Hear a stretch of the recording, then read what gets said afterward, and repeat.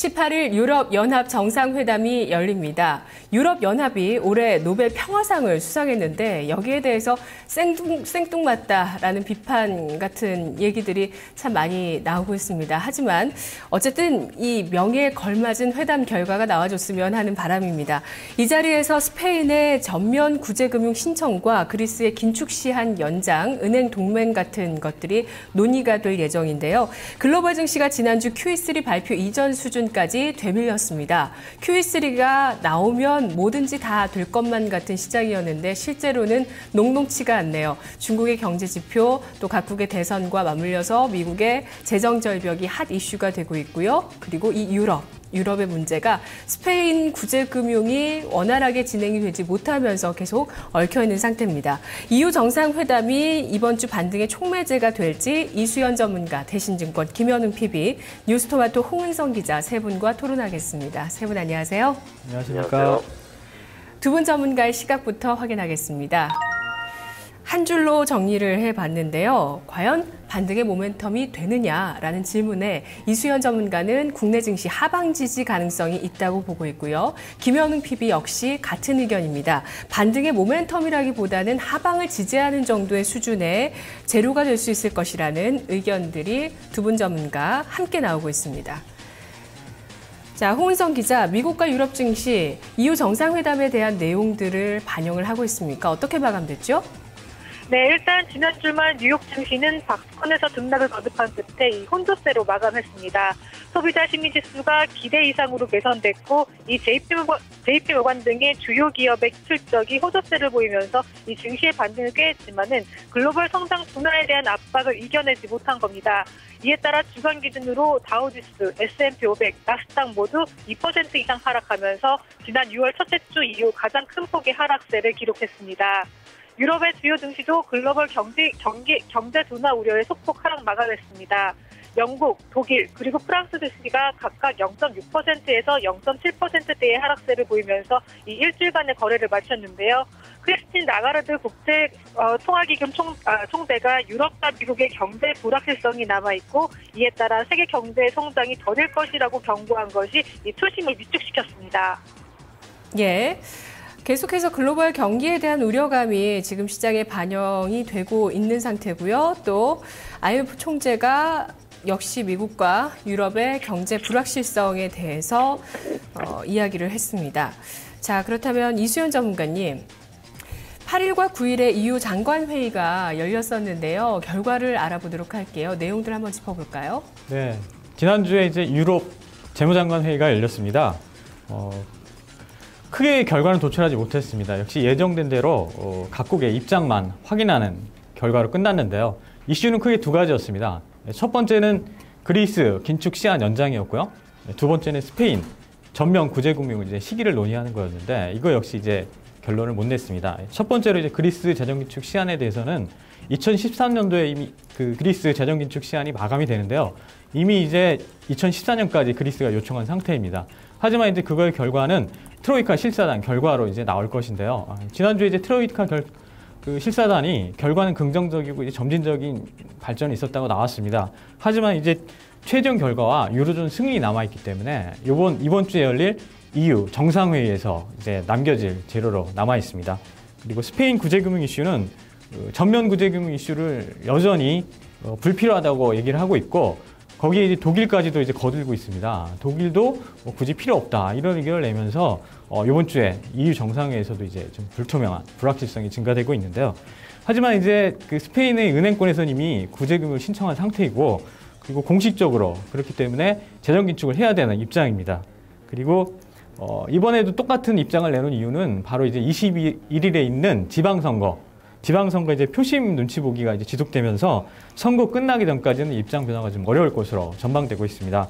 따라서 이제 EU 정상회의에서 이 두 가지 이슈를 본격적으로 나누면서 EU 정상 리더들의 리더십이 한번 확인이 필요한 시기라고 생각되고 있습니다. 네, 지난주에 있었던 EU 재무장관 회담 결과에 특별한 결론이 나오지 못했기 때문에 이것이 또 연장되면서 이번 주에 있는 정상회담의 논제가 될 거라는 말씀이시네요. 한 가지 더 질문을 드리자면 이수연 전문가님, 이렇게 스페인 측에서도 우리는 구제금융이 필요 없다, 독일도 필요 없다라고 얘기를 하는데 왜 글로벌 증시는 스페인의 구제금융이 이루어져야 이후에 또 유럽의 문제가 해결 구도로 가고 있다라고 판단을 하게 될 것이다라는 시각이 나오게 되는 걸까요? 네, 물론 이제 네. 결론적으로 이제 뒤에서 말씀드리겠지만 예. 신청할 수밖에 없는 상황이 여러 가지가 있는데 네네. 문제는 이 정치적인 영향이 있을 때는 사실은 정성적으로 예측하기는 상당히 어려운 부분이 존재하기 때문에 이 부분은 어떻게든 매듭을 짓고 가야 되기 때문에 그 매듭의 결과가 나오기 전까지는 예. 불확실성 상태가 남아있기 때문에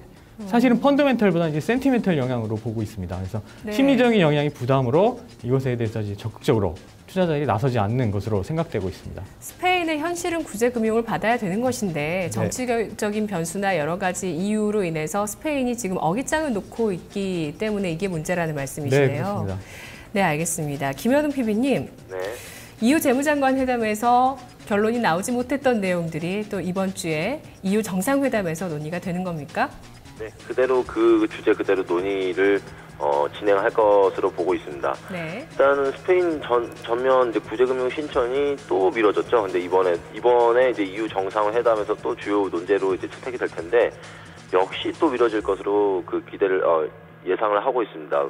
방금 전에 전문가님께서 설명해 주신 것처럼 그러한 이유로 또 역시 시간이 걸릴 것으로 보고 있고요. 결국에는 사실 EU 정상회담이 저희가 그 전문가님과 저의 의견이 이제 하방 경직성 정도만 확보를 해줄 것이다라고 이제 말씀을 드렸었는데 사실은 이런 하향 추세를 계속적으로 진행하는 것이 더 오히려 더 정확한 저는 답인 것 같습니다. 일단 그리스 역시 또 긴축 시한을 연장해 줄 것인가, 재무 실사단 합의가 될 것인지 안 될 것인지 이제 결정이 날 것으로 보고 있고요. 결국에는 그 마지막 또 이제 주요 논제로는 은행 연합까지 저희가 계속적으로 이제 은행 통합에 대해서도 계속적으로 논의를 해왔었는데 역시 계속적으로 결론이 안 나고 미뤄지고 있죠. 근데 결국에는 유로존과 유로존 간에 서로 본인들의 그 이익을 위해서 이렇게 어떻게 합의가 계속적으로 안 나는 것이 저번 달에도 그랬고 저저번 달에도 그랬고 마찬가지로 계속적으로 이런 결과를 초래했거든요. 그래서 결국에는 이번 EU 정상회담에서는 이 주요 논제들이 해소되는 것이 그리스 정도로 이제 판단을 하고 있고 나머지는 계속적으로 어떤 그 대선의 이유이기도 하고 지방선거 이유이기도 하고 계속 좀 미뤄질 가능성이 굉장히 높습니다. 그래서 큰 호재성 이벤트가 되기는 어렵다고 결론을 내려봅니다. 네, 그리스에 대한 문제가 어느 정도 명확해지더라도 그래도 여전히 문제로 남아 있을 것이라는 말씀이신데요. 이수연 전문가님, 결국에는 스페인의 구제 금융과 그 시기가 지금 증시에 관건이 된다는 얘기가 될 것 같은데요. 전망 어떻게 하시는지요? 그리고 이렇게 스페인의 구제금융이 나오게 된다면 다시 한번 위험자산 선호 현상이 증시에, 글로벌 증시 전반적으로 나타날 수 있을 거라는 시각도 있던데 그만큼의 파급 효과가 있는 겁니까? 네, 지난주 10일에 S&P가 이제 스페인 신용 등급을 강등했습니다. BBB 마이너스 등급으로까지 떨어뜨렸는데 이건 바로 투기 부적격 바로 전 단계거든요. 그래서 이게 발표되고 나서 적어도 이제 스페인이 압박을 받으면서 구제금융을 신청할 것으로 이제 예상을 했는데 12일 날, 그러니까 신용등급 강등 이후에도 라우이 스페인 총리가 역시 재차 구제금융 필요 없다라는 발언을 했기 때문에 이 부분에 대해서는 앞으로 이제 지방선거 역시 앞두고 내부 정치 상황을 고려한 입장 변화는 없다는 걸 재차 확인해 줬습니다. 그래서 이제 쉽지 않을 것으로 이제 전망이 되고 있고요. 그리고 다만 이제 극적인 합의는 도출될 가능성도 있지만 현재 상태로는 전망 자체는 좀 불투명하다 생각되고 있고 아까 PB님께서도 말씀하셨듯이 이번에 이제 그리스 정도가 어느 정도 합의안을 도출할 정도로 예상을 하고 있습니다. 그리고 21일 이후에는 좀 긍정적인 전망이 있는데요. 그건 뭐냐면 이제 세 가지로 좀 나눌 수가 있습니다. 첫 번째는 아까 이제 스페인 자체가 이제 이미 은행 구제금융을 신청한 상태고요. 그리고 두 번째는 스페인의 국채 만기가 10월에 가장 큰 규모로 있기 때문에 이거를 발행을 하기 위해서는 신청이 반드시 필요한 부분입니다. 그리고 세 번째는 실업률인데요. 그리스가 이미 이제 ECB의 이제 전면 구제금을 받고 있는데 실업률이 24.4%입니다. 근데 스페인이 이보다 더 큰 25%를 차지하고 있기 때문에 이 세 가지 상황을 미뤄봤을 때는 선택의 문제는 아닙니다. 언제 할지 이제 시기의 문제이기 때문에 21일 이후 이제 지방선거가 마무리된 후에는 어느 정도 이제 입장 변화가 있을 것으로 전망이 되고 있습니다. 그리고 그 국채 발행이 21일 이후에도 있나요? 대규모로? 그거는 좀 더 조사를 해봐야겠지만 10월 말까지 약 350유로 가량의 이제 국채 만기가 도래하기 때문에 지속적으로 발행할 것으로 지금 생각이 되고 있습니다. 네, 뭐 그동안은 국채 발행이 뭐 순조로운 편이었죠. 네, 그런데 그렇습니다. 이번 달 안에 그런 것들이 뭐 사안들이 진행이 될 예정이기 때문에 지방선거가 끝나고 나서 10월 안에는 스페인의 구제금융이 이루어질 수 있다는 말씀이신 것 같아요. 네, 그렇습니다. 이렇게 된다면 국내 증시는 또 이 밖에 뭐 해외 증시까지 모두 좀 반등의 모멘텀을 찾아서 올라갈 수 있을 거라고 보십니까? 네, 일단 이제 이번 주로 이제 단기적으로 예측을 해보면 신용등급 강등 이후에 이제 그 스페인 국채금리를 잠깐 보겠는데요. 다음 장에 있는데 10월 11일 날 이제 신용등급 강등을 했거든요. 보통 이렇게 되면 이제 불안감에 이제 국채금리가 상승할 수가 있는데 오히려 더 안정적으로 하락을 했습니다. 즉 외국인의 시각, 이 안전자산을 투자하는 그 외국인의 시각은 아직 그 스페인의 우려는 크게 반영하고 있지 않은 모습을 좀 보여주고 있습니다. 따라서 일시적인 변동성은 좀 있을 수 있지만 크게 하락하는 건 일부 제한적으로 나타날 것으로 예상되고 있습니다. 이따 이제 투자 전략 얘기 나올 때 추가로 이제 설명을 드리겠는데요. 그 부분에 대해서는 이제 어느 정도 그 위험자산 선호 현상이 약화되고 안전자산 선호 현상이 좀 강화되는 모습이 지금 나타나고 있습니다. 하지만 이게 이제 본격적인 추세 전환을 의미하지는 않을 것으로 판단하고 있습니다. 네, 알겠습니다. 홍은성 기자, 이번 주에 미국과 중국도 경제 지표 일정이 있는데 이것도 좀 짚어봐야 될 것 같아요. 네, 그렇습니다. 이번 주에도 시장에 영향을 줄 만한 굵직굵직한 경제 지표들이 발표가 됩니다. 우선 미국의 경제 지표부터 짚어보도록 하겠습니다. 오는 15일에는 뉴욕의 제조업 동향을 보여주는 10월 엠파이어 스테이트 지수와 8월 기업 재고가 발표됩니다.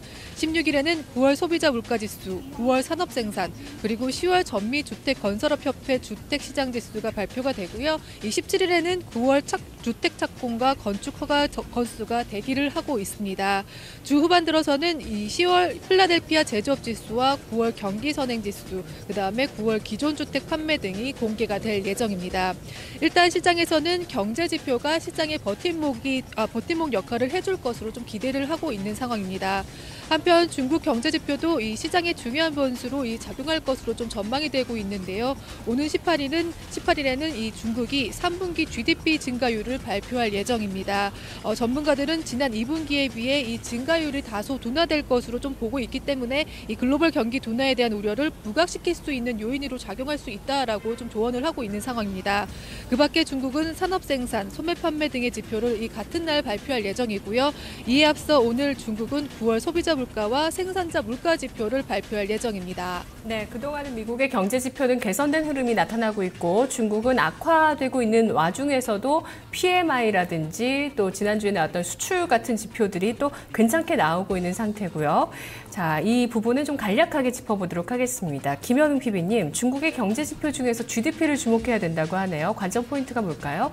네, GDP 당연히 주목해봐야겠죠. 주식시장과 가장 커플링 현상이 그 확률이 높은 그런 지표입니다. 즉 결국에는 경기가 얼마나 잘 이루어지고 있느냐를 나타내주는 것이죠. 그래서 GDP를 당연히 주목을 해야 되는데 일단 3분기 같은 경우는 2분기보다는 좀 하향될 것으로 이미 전망이 되고 있습니다. 그래서 중요한 것은 예상치보다 더 하향하느냐, 덜 하향하느냐가 좀 관건이 될 것으로 보고 있고요. 일단 이번 주 같은 경우는 조금 더 가까이 있는 지표 같은 경우는 소비자 물가지수입니다. 생산자 물가지수 이후에 발표가 되는 거죠. 바로 지금쯤 발표가 됐을 텐데요. 10시 반에 발표 예정이라고 내용이 나왔는데 아직까지 나온지는 제가 확인을 못하겠는데요. 일단 소비자 물가지수도 예상치를 하회하는지 상회하는지 여부가 가장 중요하겠습니다. 결국에는 어느 정도 그 이코노미스트들이 정해놓은 그 틀보다 하회하는지 상회하는지가 중요할 것으로 보고 있고요. 하회를 한다면 그 내수 부양책 속도에 가속도가 붙을 것으로 보고 있습니다. 결국에는 이번에 그 지도부가 교체되고 이제 시진핑 새로운 주석이 이제 올 텐데 결국에는 이제 그 시진핑의 3통 정책에 대해서 저희가 조금 주목을 해봐야 될 필요가 있습니다. 3통 정책 중에 마지막에 이제 생산과 소비의 통합이라고 저희가 주제를 말씀드릴 수 있겠는데 결국에는 내수 부양에 대한 의지는 계속적으로 피력될 가능성이 높고 그거에 따라서 이 그 물가지수들의 상태가 가장 중요하다라고 볼 수 있거든요. 그래서 결국에는 뭐 어떤 뭐 철도를 만든다든지 뭐 어떤 그 인프라를 만든다든지 아니면은 뭐 지준율을 인하한다든지 이런 정책은 계속적으로 나오게 돼 있는데 계속적으로 나오는데 결국에는 물가지표를 보고 나와야 되지 않습니까? 그래서 이번 물가지표에도 계속적으로 관심을 가지시기 바랍니다. 네, 중국의 물가 나왔습니다. 소비자 물가가 전년비 1.9% 상승, 생산자 물가지수가 전년비 3.6% 하락으로 나왔습니다. 자세한 건 아시아나우에서 좀 더 알아보고요. 이수연 전문가님, 미국의 경제지표는 요즘에 긍정적인 편인데 이게 증시의 영향력이 적더라고요. 이번 주는 어떨까요?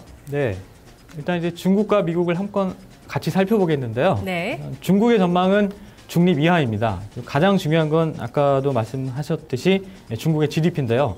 GDP가 전분기 7.6%로 이제 하향 조정됐었죠. 그리고 이번에 예측치는 7.4%, 약 0.2% 하락할 예정이고 2분기 연속 8%대 이하를 기록할 예상입니다. 그리고 경기 둔화 여파로 실질 발표치는 이보다 좀 더 떨어질 전망이 지금 예측이 되고 있습니다. 그리고 11월에 이제 중국 지도부 교체가 있는데 그 전까지는 이제 본격적인 경기 부양에 나서지 않을 것으로 예상되고 있고 또한 문제는 이제 그동안 양적인 성장을 지속해 왔는데 네네. 이 부분에 대해서 이제 문제가 제시되고 있는 것이 조금씩 나타나고 있습니다. 네, 그래서 미국 얘기를 좀 더 해볼게요, 전문가님. 시간이 네, 얼마 없나요? 알겠습니다. 미국 지표요. 네, 미국 지표는 긍정적으로 말씀드릴 수가 있습니다. 15일 소매 판매를 기점으로 해서 소비자 물가 지수, 그다음 17일 주택 착공, 그다음에 기존 주택 판매가 예정돼 있는데요. 여기서 중요한 건 이제 소비자 물가 지수를 꼽을 수가 있겠습니다. 왜냐하면 이건 양적 완화 이후에 인플레 부담 우려가 있는 걸 이제 측정할 수 있는 지표로 생각되기 때문에 이 부분은 0.1% 전월 대비 하락한 수치로 발표될 것으로 예상이 되어서 인플레 압력은 좀 완화된 것으로 예상되고 있습니다. 그리고 IT와 금융주 실적이 발표될 예정인데요. 네. 금융주 실적은 이제 전반적으로 이제 상향 조정이 되고 있어서 긍정적일 것으로 예상되고 있고, IT 업종은 일부 이제 하향 조정됐지만 4분기에 이제 미국이 소비 시즌에 접어들기 때문에 이 부분은 이제 향후 전망이 긍정적이기 때문에 지표와 실적 모두 긍정적 영향을 미칠 것으로 예상하고 있습니다. 네, 홍은성 기자, 여의도의 투자 전략 전해주시죠. 네, 증권가에서는 이번 주 시장이 우호적으로 작용할 만한 이 긍정적인 변수는 않다고 좀 보고 있는 상황입니다. 다만 여기서 상황이 더 악화된다면 이 정책 기대감이 부각될 수 있다는 기대감에 따라 이 시장은 지지 혹시 내지는 반등 시도를 할 것으로 좀 내다보고 있습니다. 일단 중소형주와 개별주가 상대적으로 유리한 가운데 이 낙폭과대 대형주나 핵심주에 대한 선별적인 접근이 유효하다고 전망하고 있는데요. 낙폭이 크지만 실적 가시성이 양호한 IT와 자동차 관련주에 주목할 필요가 있다고 조언하고 있습니다. 네, 김현웅 PB님 전략 정리해 볼게요. 네, 일단 전략 간단하게 말씀드리면 금통위에서 두 번째 금리 하향을 했었죠, 이번에. 근데 그 이후에 외국인들이 이제 매도가 계속되고 있다. 즉, 캐리 트레이드에 대한 매력이 좀 떨어지고 있다라고 저는 생각을 하고 있고요.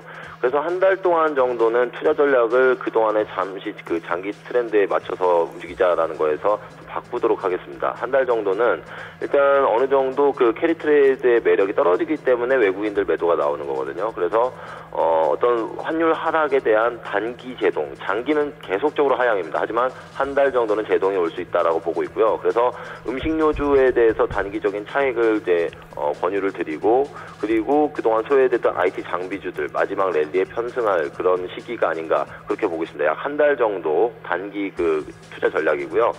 그리고 대형 제약 업종도 역시 3분기 실적이 전분기 대비 개선될 것으로 기대되고 있고, 그동안에 소외됐는데 이제 와서 수급이 쏠리기 시작하는 것을 봤을 때는 이 IT 장비주와 그 대형 제약 업종 추천을 드리겠습니다.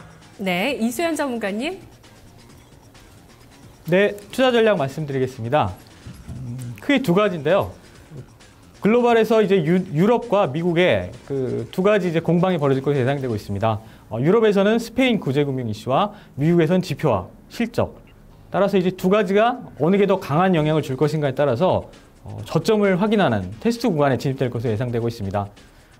다음 장 잠깐 살펴보겠습니다.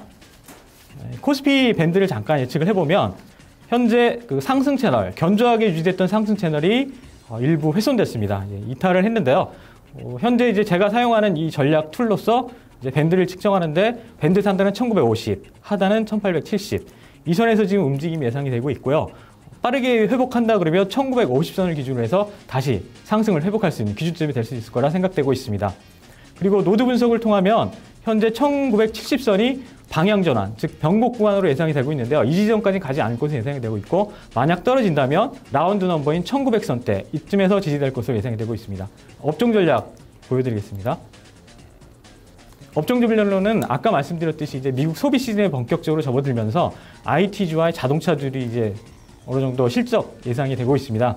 다만 대형주들은 이제 추가적으로 매수하는 것보다는 떨어지거나 조정을 이용해서 분할 매수하면서 다음 장을 준비하는 포트폴리오 준비 차원으로 접근을 하시고요. 기존에 좋았던 중소형주들이 이제 앞으로도 당분간은 좋은 실적을 낼 것으로 예상되고 있습니다. 그래서 IT는 삼성전자, 자동차는 현대글로비스를 관심 보고 있고요.